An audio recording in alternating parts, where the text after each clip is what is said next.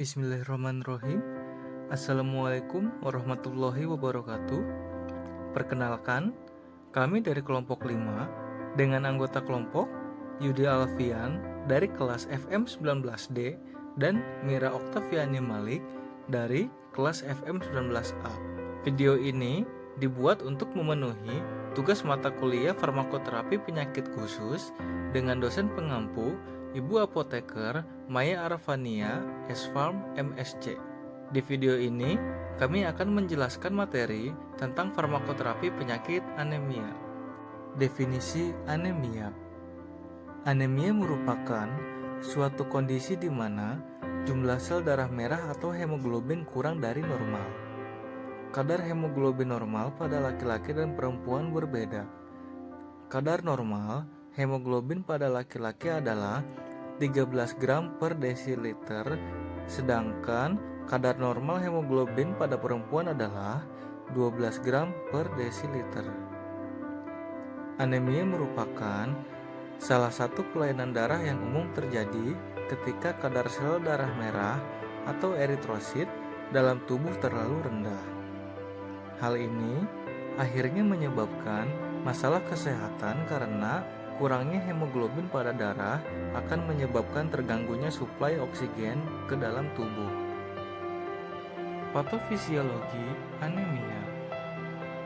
Tanda-tanda dari anemia gizi dimulai dengan menipisnya simpanan zat besi, ferritin, dan bertambahnya absorpsi zat besi yang digambarkan dengan meningkatnya kapasitas pengikatan zat besi. Tahap yang lebih lanjut berupa habisnya simpanan zat besi, berkurangnya kejenuhan transferin, berkurangnya jumlah protoporfirin yang diubah menjadi darah dan akan diikuti dengan menurunnya kadar ferritin serum. Akhirnya terjadi anemia dengan cirinya yang khas yaitu rendahnya kadar hemoglobin. Gejala anemia.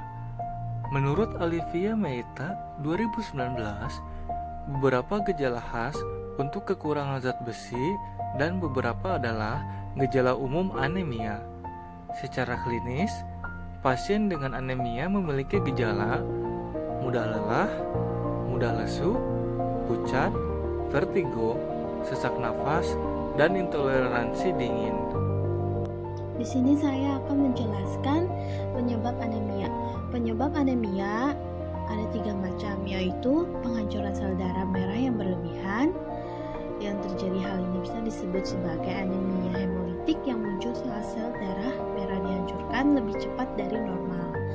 Umur sel darah merah normalnya 120 hari, sehingga susun tulang penghasil sel darah merah tidak dapat memenuhi kebutuhan tubuh akan sel darah merah. Yang kedua yaitu kehilangan darah. Kehilangan darah dapat menyebabkan anemia disebabkan oleh perdarahan berlebihan. Pembedahan atau permasalahan dengan pembekuan darah, semua faktor ini akan meningkatkan kebutuhan tubuh akan zat besi karena zat besi dibutuhkan untuk membuat sel darah merah baru. Ketiga yaitu produksi sel darah merah yang tidak optimal. Hal ini terjadi saat sumsum tulang tidak dapat membentuk sel darah merah dalam jumlah cukup yang dapat diakibatkan infeksi virus, paparan terhadap kimia beracun atau obat-obatan seperti antibiotik, anti kejang, ataupun obat kanker. Di sini ada jenis-jenis anemia. Jenis-jenis anemia ada 5 macam, yaitu anemia defensi zat besi yang terdiri dari anemia yang paling banyak terjadi utamanya pada remaja putri adalah anemia kekurangan zat besi.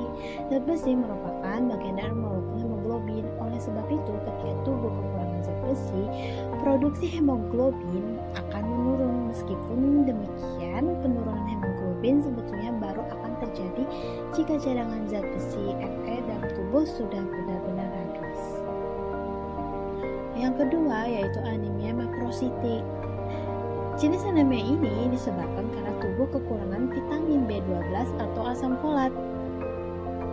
Anemia ini memiliki ciri-ciri sel darah abnormal dan berukuran besar, dengan kadar hemoglobin per eritrosit yang normal ataupun lebih tinggi, hiperkrom dan NCV tinggi.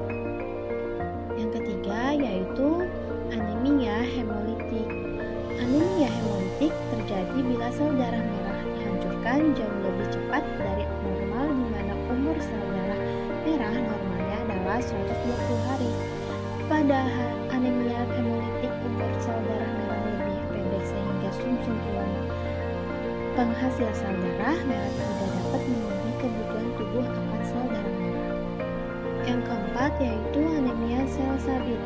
Anemia sel sabit yaitu sering disebut sickle cell anemia, adalah suatu penyakit keturunan yang ditandai dengan sel darah merah yang berbentuk sabit. Itu aku anemia hemolitik kronik. Pada penyakit sel sabit, sel darah merah memiliki hemoglobin protein pengangkut oksigen yang bentuknya abnormal sehingga mengurangi jumlah oksigen dalam sel dan penyebab bentuk sel menjadi seperti sabit. Yang kelima adalah anemia aplastik. Anemia aplastik merupakan jenis anemia yang berbahaya karena dapat mengancam jiwa. Anemia aplastik terjadi apabila sumsum tulang tempat pembuatan darah merah terganggu. Kejadian anemia aplastik menyebabkan terjadinya penurunan produksi sel darah eritrosit, leukosit, dan trombosit. Aplastik terjadi karena disebabkan oleh bahan kimia, obat-obatan, virus, dan terkait dengan penyakit-penyakit yang lain. Selanjutnya, tata laksana penyakit anemia.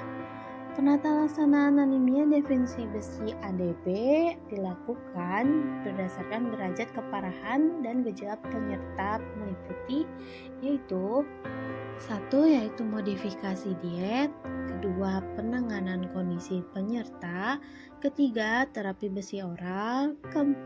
Terapi besi parenteral, dan 5. Transfusi darah.